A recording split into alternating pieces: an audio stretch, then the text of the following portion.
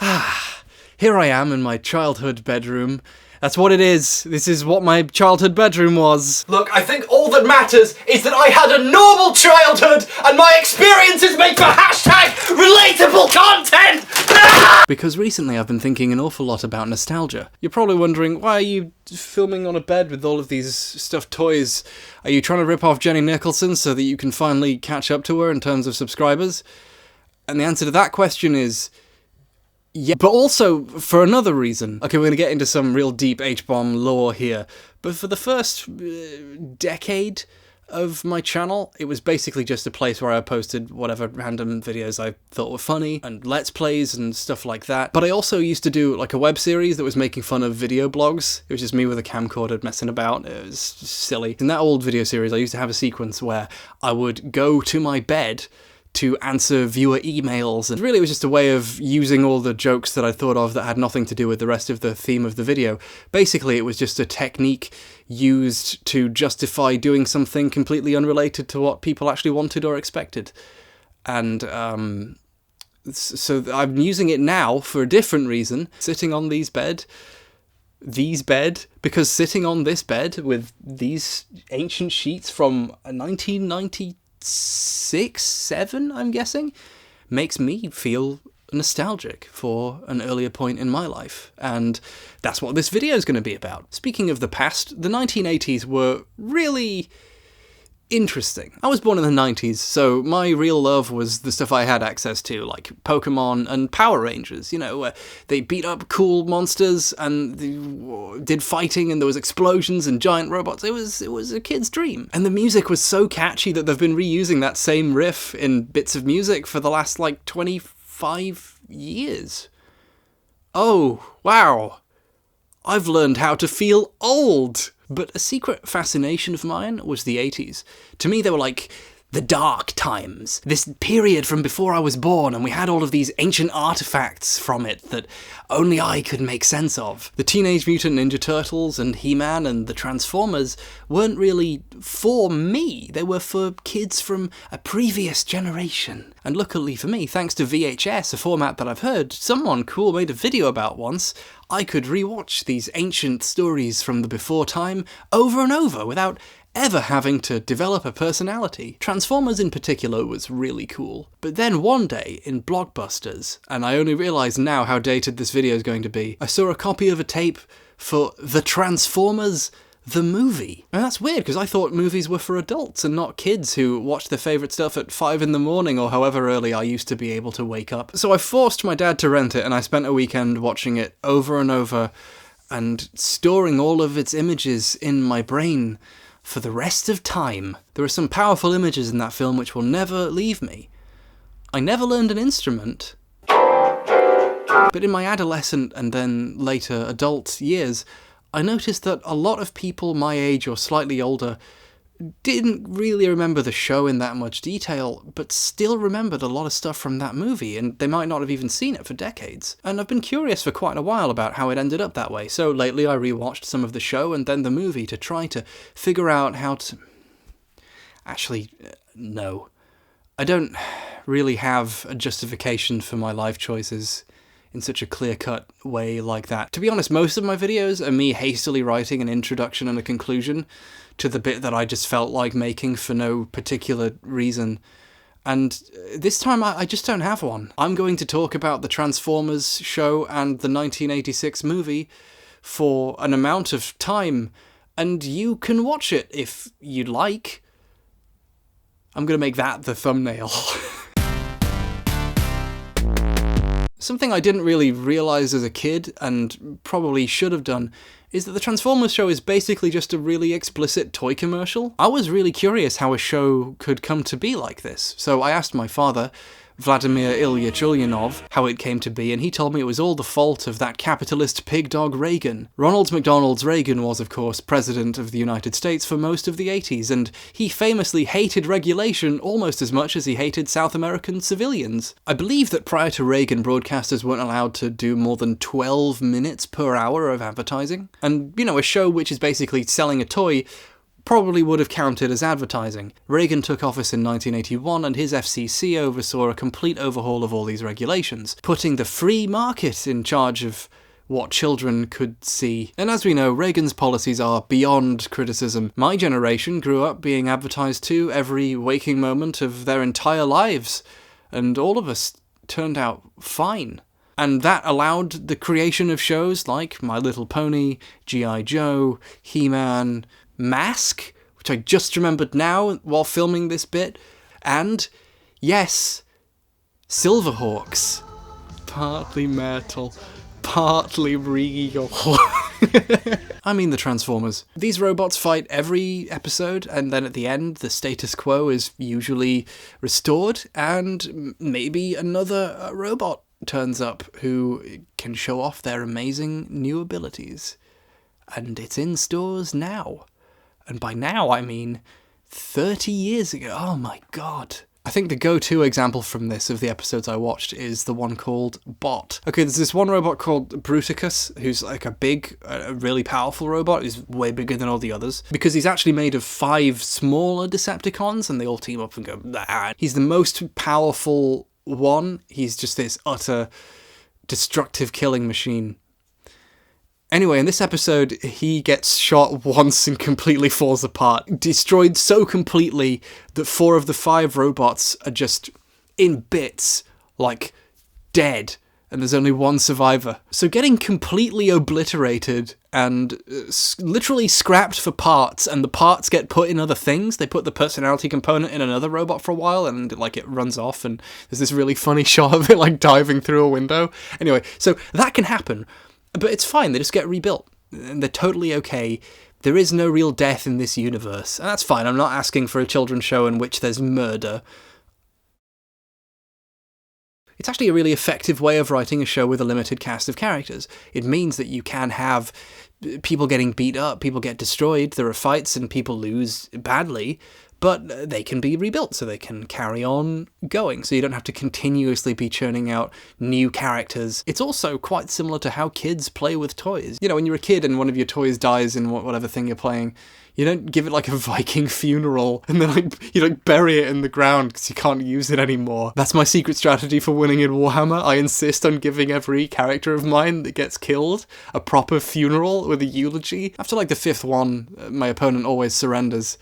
They never want to play with me again, but I like to think it's because I taught them a harsh lesson about the horrors of war. Basically, Transformers is the kind of story where no one can really die.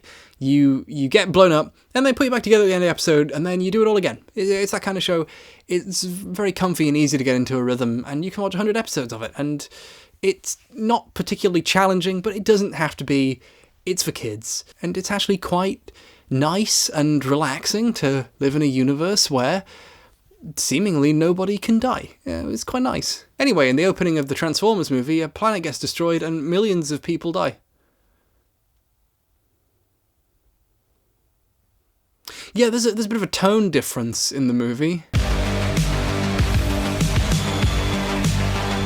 Like, we see an actual civilization full of people going about their everyday business. There's even, like, malls and shopping centres. And then we get to watch them get completely obliterated and devoured by this giant monster. I don't really remember the movie being that different as a kid. I remember the show being, like, really cool and kind of violent. There was lasers and explosions. But as an adult, the difference is, like, so clear and shocking. Something is clearly very different from the previously consequence-free cartoon. I mean, the episode where the guy gets blown up into tiny pieces and put back together is the episode before the movie. And it's like, you go right from that to this. Let's take a moment to talk about Unicron as a character. Because as a kid, he was the big bad guy robot of the movie. But as an adult, I think Unicron represents something, actually stands in for something. Nihilism? Like, the Transformers universe has a god, according to its wiki. It's called Primus. I think in some continuities, he's literally Cybertron. And just pretending to be a planet. It's a robot in disguise. But at least in the philosophical sense, Unicron is the closest thing we see in this universe to, like, a god. Like, it's absolutely gigantic. It's incomprehensibly powerful. It can destroy entire planets. But what's interesting about it, not him, is it doesn't do it because it's evil or bad. Maybe they change this in characterization later, but in the film it's very clear that it's eating. This is how it feeds to survive. It's this almost Lovecraftian thing. It's so much bigger than us, and all it wants to do is eat, and we just happen to be food on the planet it's eating. And its insides are this bizarre and inscrutable, seething mass of machines that just crunch and jitter and spark. There was a negative review of the film in the LA Times by Charles Solomon, which criticised like all aspects of the movie. He didn't really like it. But he singles out Unicron, and I actually wrote this down.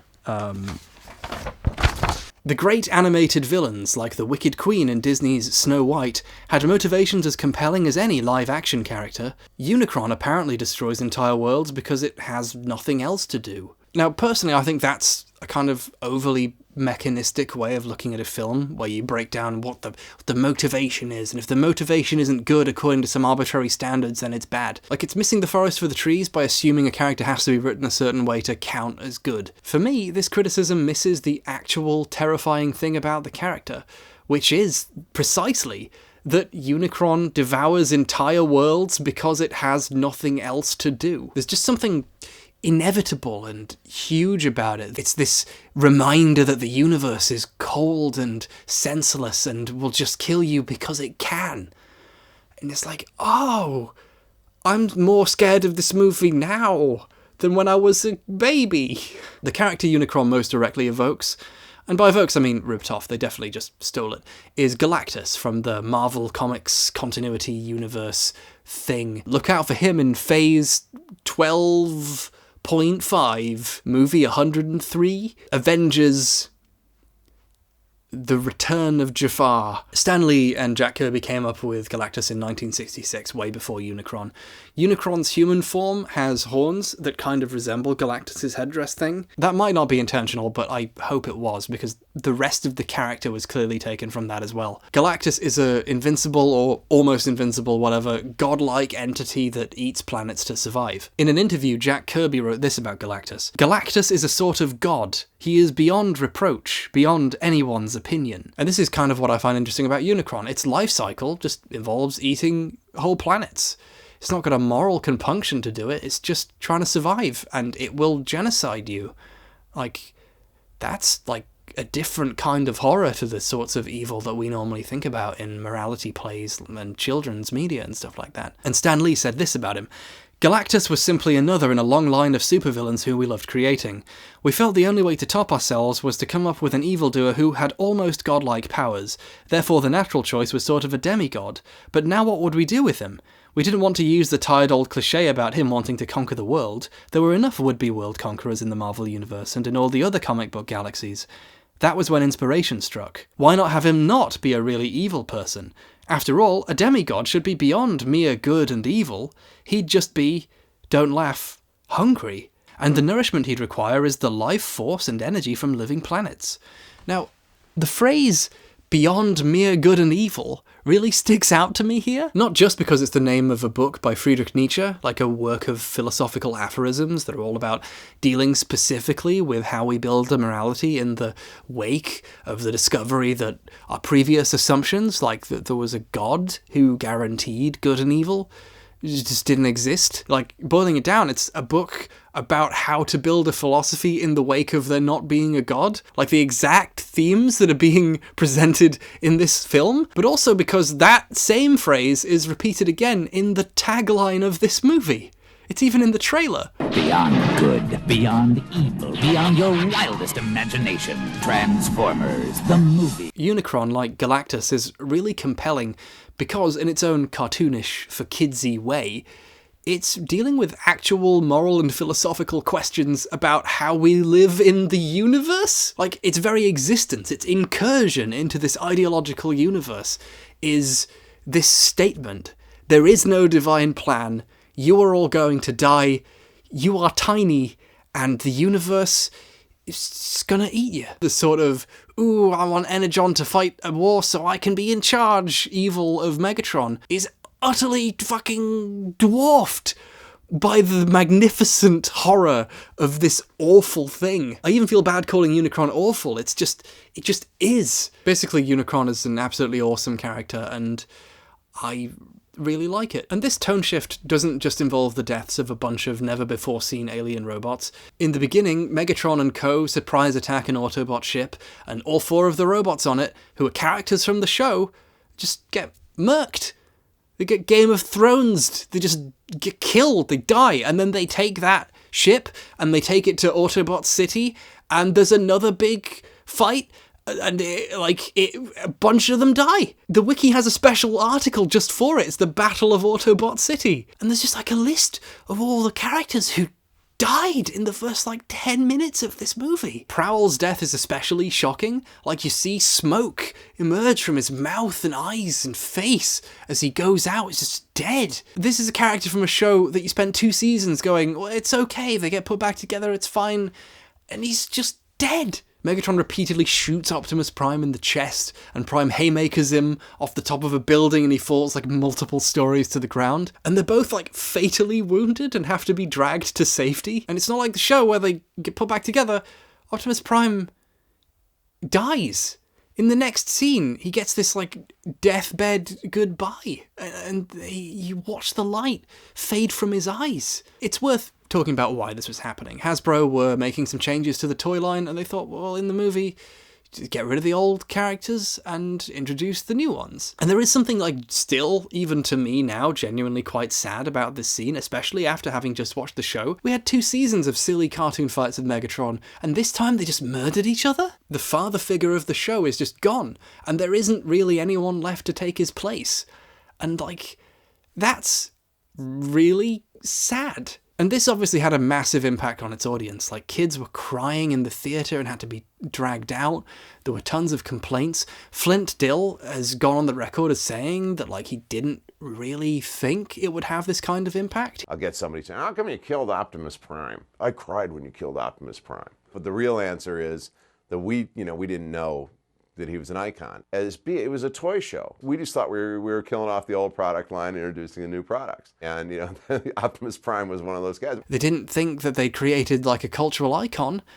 And in a way, I don't think they had created such an icon until they killed him. And what makes it so impactful isn't just that people know the character. If you had a scene like that for a character no one knew about, it wouldn't be that interesting. It's the specific juxtaposition of this with the kind of immortal, everything's fine, don't worry about it nature of the show. It just invented death in a universe where previously that couldn't happen, and for a kid, that's way, way more shocking than something just dying. It's that specific contrast. And I think this specifically is what makes the movie interesting, and makes the movie and the show, by relation, such a memorable pop cultural artifact. It's this specific change they made, which they didn't have to in the movie. In the show, as we explored, the story didn't really matter. No one blinked an eye when everyone was dead for 4 million years. Sometimes Megatron can fly. Doesn't matter. It's fine. Don't worry about it. All of a sudden, you do have to worry about it. People can die now. And that, to a kid, is a giant punch in the face. It's oh God, there's a real world out there with consequences, and I have to live in it. For me, the introduction of Galactus and the death of Optimus Prime are the actual beginning of the story of Transformers. There are actual real big problems and not just these silly cartoony villains that you have to face. There's this existential dread you have to somehow deal with, and the people you look up to can go and just be gone, and you might have to take their place or learn to make do in a world without them. And how do you deal with that? And all of a sudden, this silly show about space robots has a meaningful story. And I think that's why I find the Transformers movie so interesting and why I wanted to go back and think about it. I didn't get a pet until I was a bit older. So for me, the first time something that I knew about and was kind of close to me died was the cartoon robot dad. And the narrative of the movie actually explores these really interesting questions and ideas that you wouldn't expect to happen in the Transformers movie. Questions like, How do you deal with the fact that your existence is probably meaningless and everyone you love can and will die? These are like really important and difficult questions that we as humans have been striving to try and answer for hundreds, if not thousands of years. Like, that's basically all Friedrich Nietzsche did until he like went mad and hugged a horse and died. So ideally, the film would, in a perhaps kid-friendly way, explore and maybe try and find some answers to these questions. I said ideally there because it doesn't really. Like, I've bigged this movie up a lot, set up all the things about it that I like and the interesting concepts that it kind of almost explores, but the movie isn't very good.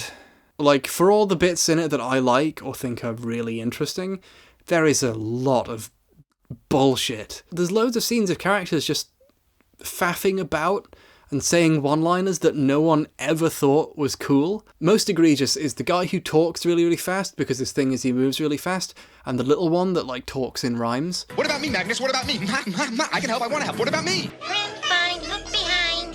You go wrong way, you fool, I say. Absolutely, positively, definitely. Nobody can get the job done faster than I can. Nobody. I've gone out of my way to not learn their names because I want their existence to slide from my memory as quickly as possible. If you think this film is actually good, it's because you forgot about 75% of it. But the 25% of stuff that's decent, it actually deals with some really interesting stuff sometimes. One scene I really quite like is when Unicron eats 2 of Cybertron's moons, and Bumblebee sets a bomb to detonate while it's being eaten by Unicron and they escape, and then it just isn't affected by the explosion at all, and they get sucked into Unicron and eaten, and they're just gone for the rest of the movie. And you only found out that they didn't die, like, right at the end. It isn't even dented!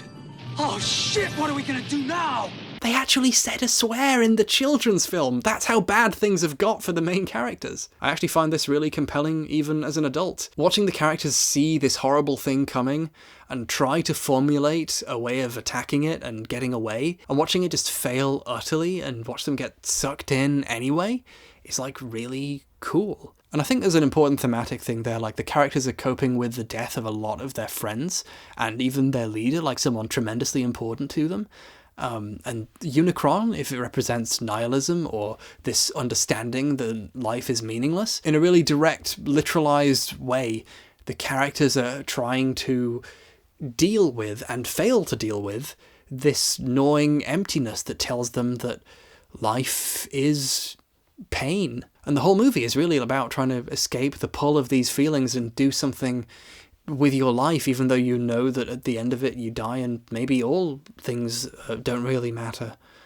Like, the ultimate question of the film basically is, oh shit, what do we do now? Like, even as an adult I was kind of sucked in, like, what's gonna happen? And the answer is a lot of garbage. Nice dino, good dino, sweet dino. Won't you step into the nice spaceship for blood? Pretty please, pretty please. Nice dino, good dino. We get them into the shuttle, ultra max, because I Oh, they're gonna mess about for a bit now. Galvatron will fly past and go, ooh, I'll get you. But I think we've established pretty successfully what the questions of the movie are.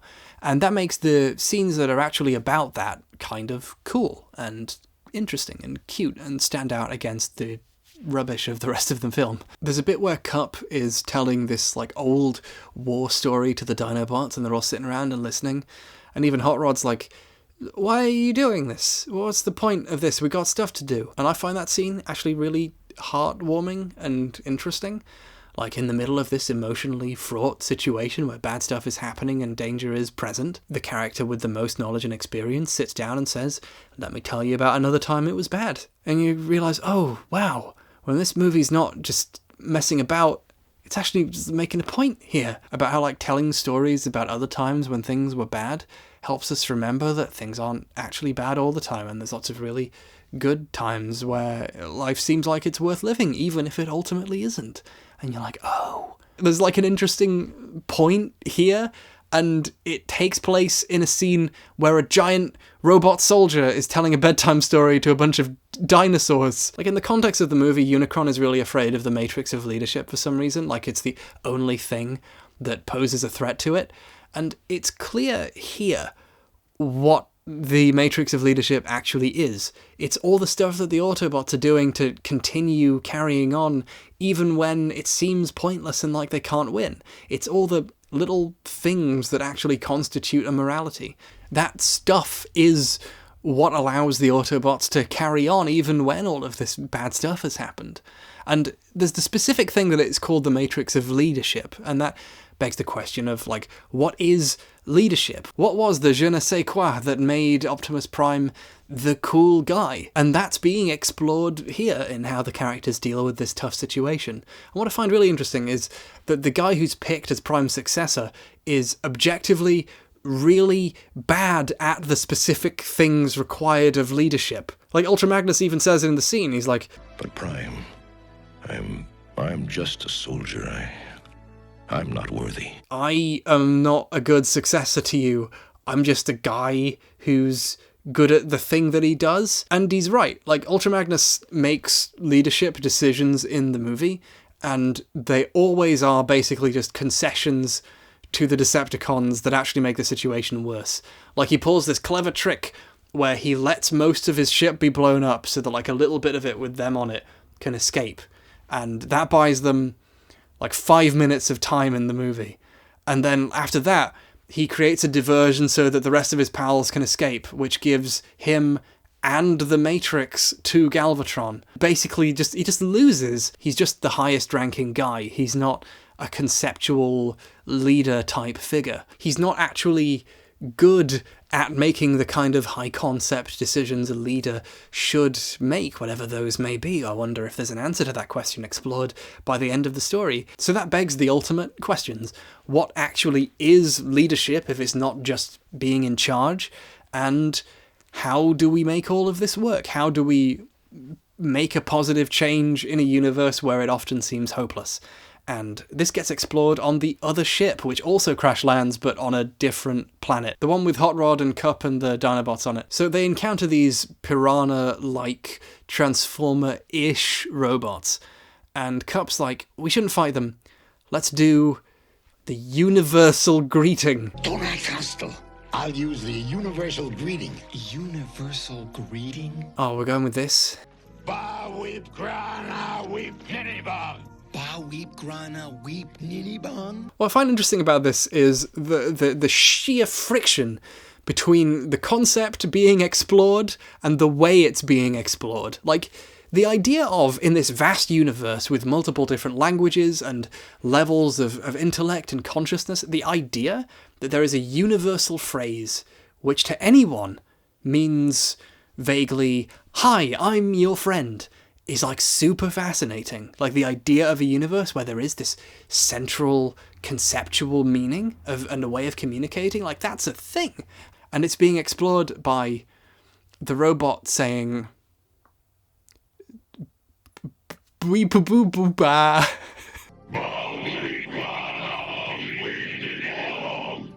See, the universal greeting works every time.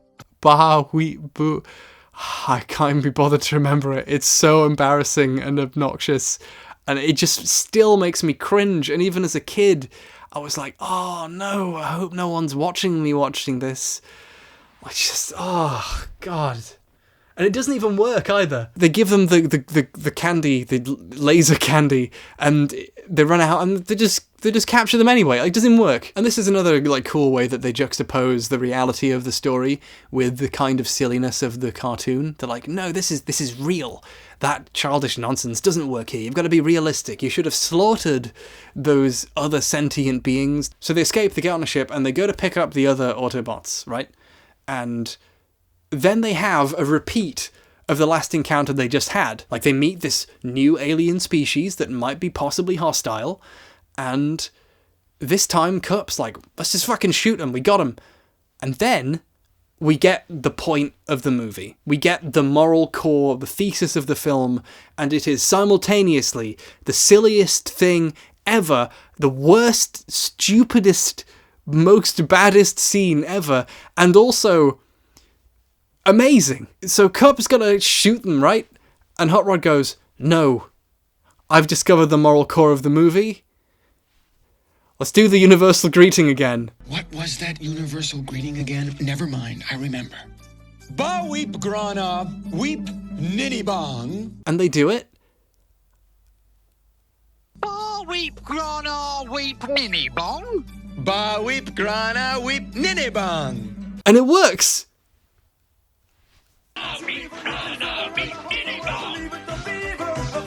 And everyone's happy, and they form like a circle around them, and they do a big dance, and everyone's their friend. And then you're like, oh shit, the movie's actually making a point here with this incredibly childish thing. The point is the childishness. Like, the movie has just positioned the naive and childish desire to try to make friends in spite of everything as the actual radical, positive, moral choice to save the universe, where you try the thing, even though the world has told you it won't work and it'll be bad, just in case it might, just in case you might actually be able to unite with these other people.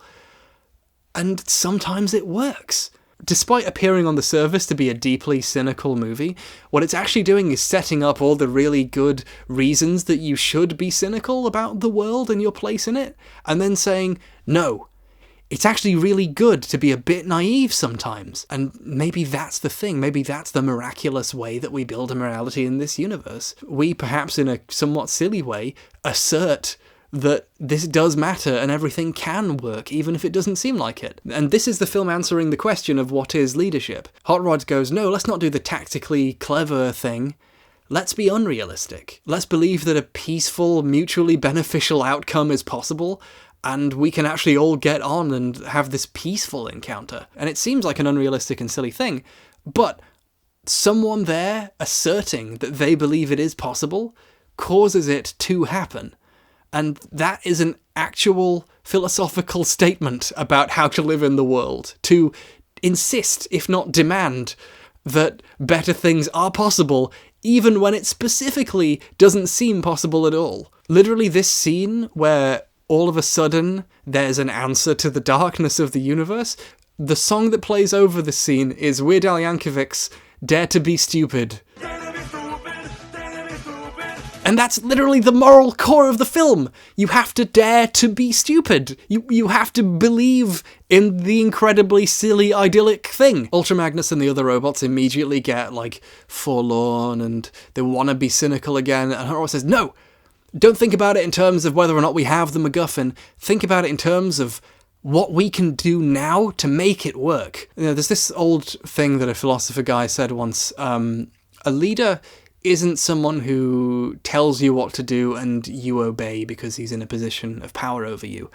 A leader is someone who talks and then you realise you believe them and you want that thing to happen as well. And that great philosopher's name was Optimus Prime. And I find this sort of positivity radically reshapes the universe thing happening as well with Unicron. Like, Galvatron tries to use the Matrix, and he doesn't really know how to understand it, but he does use it in some capacity because it suddenly causes Unicron to transform and unfold.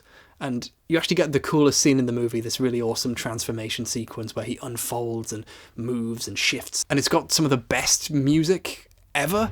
Like, I've listened to the Unicron theme medley like 1,500 times in my life over the last decade. It's just incredible. Just Unicron's theme in general is just this epic thing where it's a mix of synthesizers and drums and this industrial hissing. And it's just... I realise that almost all of my musical interests spring forth in some fashion from the soundscape of the various iterations of the Unicron theme in the movie. It's also, like, really, really cool that the best scene in the movie is literally just a scene of something transforming. It's just... this is literally the film, and it's really cool. I love it. But this scene is also a continuation of the themes of the story. Like, we've just seen that the assertion that things can be made better allows the impossible to happen. People who would have been your enemies if you'd approached them differently are suddenly your friends.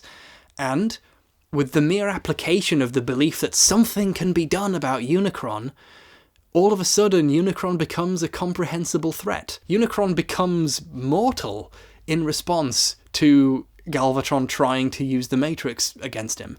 And I find that super interesting. Like, that's literally the themes of the film. If you believe something can be done, all of a sudden maybe it actually can be. So Hot Rod crashes his ship right through Unicron's eye, and like all of a sudden this basically godlike creature that eats planets and can't be harmed by massive moon-sized explosions and can suck people in even when they're trying to escape, all of a sudden he's like gasping in pain at his eye because it's been smashed apart. And the crash is timed with the first line of Stan Bush's song Dare.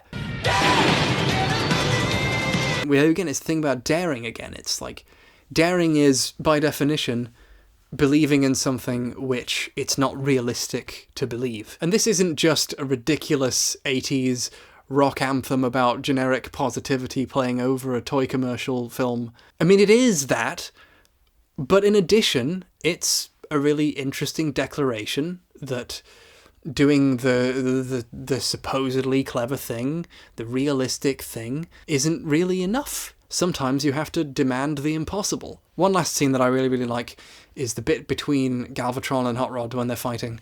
And Galvatron's like, we should probably just come out and be killed by me. I mean, we're all gonna die, right? Come out, Autobot! We all must die sometime. And Hot Rod goes, no, and punches him. Not today, Galvatron.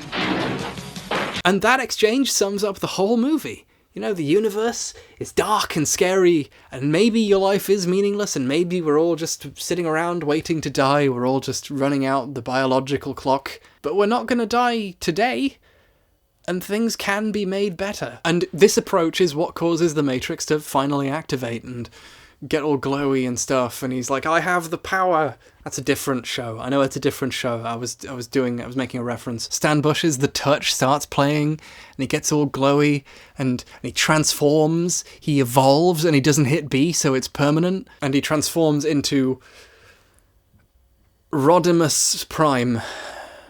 Arise, Rodimus Prime. Optimus. Like, come on, you almost let me use you to make a really interesting point, movie, and then the main character's apotheosis is to transform into someone called Rodimus Prime.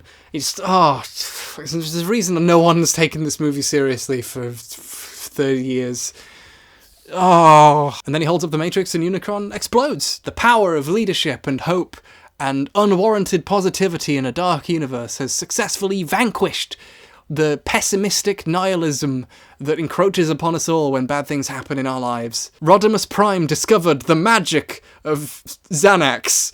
Rodimus Prime makes a speech about how, like, now we're going to live in a world of peace where everyone can be a part of this beautiful new world. Just this ridiculously optimistic speech. We march forward to a new age of peace and happiness, till all are one.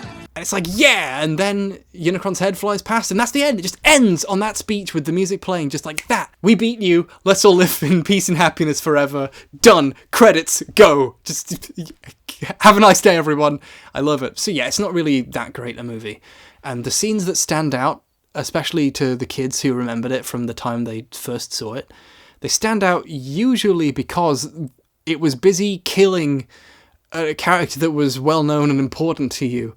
Like, it wasn't impactful because it was good, it was impactful because it was horrifying in, like, a really terrible way for a kid. It didn't really stand out because of its quality. Like, I find that I keep, every couple of years, coming back to this movie in some form. This movie is unmistakably a kind of standard hero's journey, transition into adulthood thing for Hot Rod. Growing up, I appreciate that far more because, like, I and a lot of the kids who watch this movie have had to mature into adults and encounter some of the emotions that were first brought up for some kids in this film. A lot of people have had to deal with the death of a parent or someone really close to them and learn to cope with that. And it's hard not to, in that process, look back on a movie that is kind of about dealing with those things. Like, in a way, the Transformers movie is more meaningful to adults now than it ever could have been for kids then. I think I find myself coming back to this movie because I never feel like I'm quite done thinking about it, because its meaning keeps changing for me. as I keep changing as a person. I, as a person, have grown up and changed a lot in the last 10, 15, 20 years of my life. A lot of things in the world have changed, and in a way, one of the ways that you learn to deal with it and fully appreciate those things is you go back to something that you felt you knew and look at it with the benefit of the new sight that you have. I find that I keep doing this with the Transformers movie in particular. Like 5 years ago, when I was just really into how clever I thought I was, I used to write for this website called smugfilm.com. Like, that was supposed to be a joke, like, haha, we know how silly this looks. But really, no, everyone on that site was pretty smug, especially me. And 5 years ago now, in 2014, I wrote a piece about how the Transformers movie is actually about the Nietzschean ideal. How it's this, like, radical rebuttal to philosophical nihilism. Like, that was incredibly silly, but there was a time in my life where I genuinely felt that way about the film, and felt that way about how to think about the world. And one of the ways that I allowed myself to develop was by reinvestigating what I had previously thought of as just this fun movie that I thought was cool when I was a kid. Like, in a way, it's only through nostalgia that we understand the present, by fully accepting how we used to see something. Don't read that article, by the way. It's really not that great. In fact, I still have some beef with the guy who ran the site. He would edit the articles to be what he thought sounded better, and he would cut a bunch of the words out. Like, I remember my original article being like twice as long, and he like cut out all my favourite bits and reworded some of it, and it just kind of annoyed me. Don't read the old article anyway. It was bad before it was edited. We are all, in a very specific sense, undergoing this eternal and never truly finished transformation. We're always becoming something else, and this is one of the ways that we come to understand who we are now, is by looking at the things from our past with the new lens that we have. And, like, that, I think, is the value of nostalgia. You have the ability to look back not just on something from the past, but on how you were in the past. I think a lot of people are nostalgic for movies, not because there's something particularly great about living in the 80s or something, but because being a kid in the 80s, when the worst thing that could possibly happen to you that day was the cartoon dad robot died, like, that is a really nice time to be alive, that we all kind of, on some level, do appreciate more now that we don't have it. We're coming up on, like, in a couple of months, the 10-year anniversary of Lindsay Ellis's video about the Transformers movie. She hates it. She thinks it's terrible. Like, 10 years. I wasn't joking earlier in the video where I talked about how old I felt. Like, in a way, this video is, like, a very brief midlife crisis for me, where I look back on how I used to think about some stuff and my old YouTube videos and the things I used to do, and try and figure out where I've changed and where I'm going and what I'm supposed to do.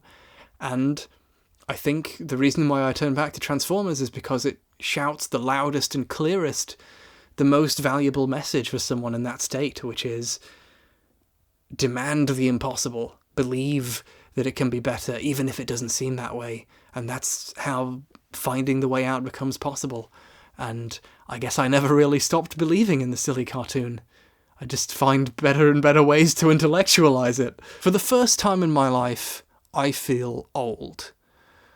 I've felt like I was 19 until I was 26. And now I feel like an old person. And it's made me go, well, who am I? And looking back on all my old videos, it makes me think, wow, I thought this was funny. And maybe I miss having that much future ahead of me, but it makes me happy to be who I am now. It's fun realizing that while the past had its benefits, the present and the future are pretty cool too. This movie is a part of my process of thinking about life and the world, so it's been fun using it as an excuse to talk about these ideas now. So, yeah, thanks for tuning in to my midlife crisis. it's over now. I feel good again. Thank you very much to the people who support me doing this, because I literally couldn't be here doing this without you. So for me now, the Transformers movie is unavoidably about dealing with having to mature into a world where no one really knows what's going on, and you have to somehow figure it out for yourself. And that makes the movie interesting to me even now, even though it's measurably bad. I guess the movie was more than meets the eye. Oh my god.